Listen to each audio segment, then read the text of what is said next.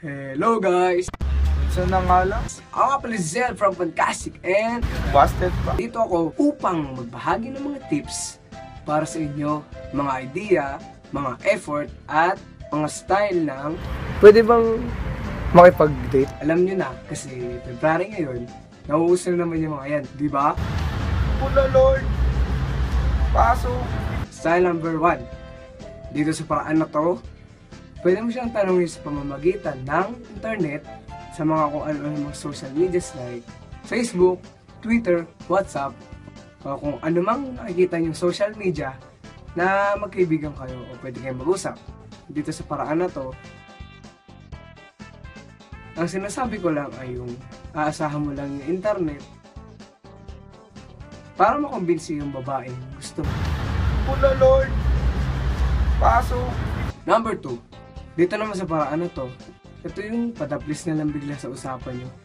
Yung tipo bang nag-uusap lang kayo, and then mababanggit mo, para bang Wala naman ako ka-date, alam mo yun. biruin mo lang. Ikaw na lang kaya, sa tingin mo. Tapos, ayun, Bakit? Pwede ba? ganun lang yun. Pula Lord, pasok. Style number 3, sa tingin mo ay kulang pa yung nasa taas o kulang pa yung mga naon. Kailangan mo lang dito ay Ito na lang, siguro okay na tong gumumela na to. papel,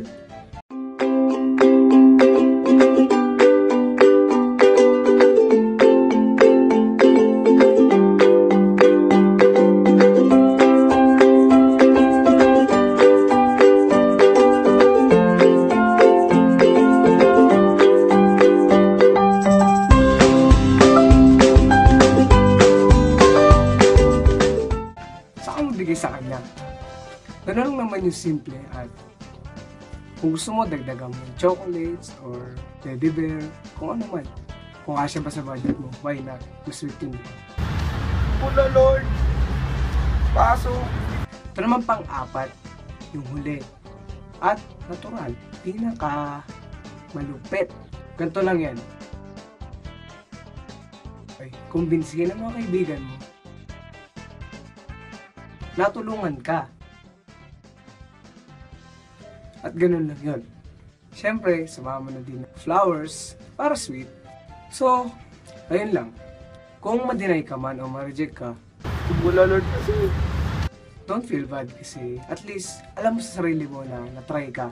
Kahit na ang ginamit mong way ay yung style number 1 o yung style number 4, okay lang yan. Kasi marami pa din.